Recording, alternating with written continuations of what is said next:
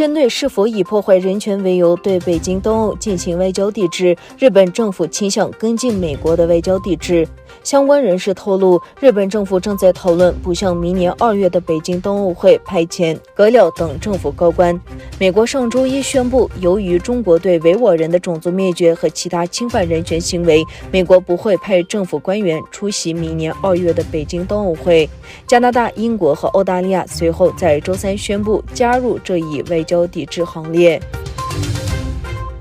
由于中国浙江省最近突然沦为新冠疫情重灾区，10多家中国上市公司在当地政府严防死堵的防疫政策下不得不暂时停产，导致这些公司的股价在星期一的交易中出现暴跌。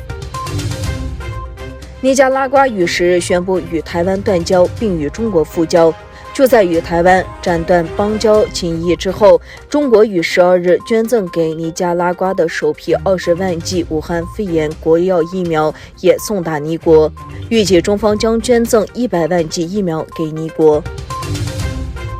英国首相约翰逊与俄罗斯总统普京通电话，唐宁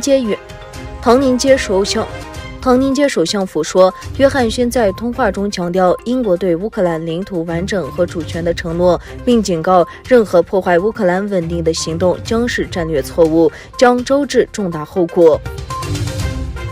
广东省卫生健康委2021年12月11日通报，惠州市报告一例 H5N6 病例。另一方面，天津市当局在一个从国外回来的人身上发现了变体，这是中国内地首次发现新冠病毒 Omicron 变异株。德国外交部长安娜莱纳贝尔伯克当地时间12日晚在接受德国电视2台采访时说，有争议的俄罗斯北溪天然气管道2线目前无法获得批准，因为它不符合欧洲能源法的要求，而且还存在仍未解决的安全问题。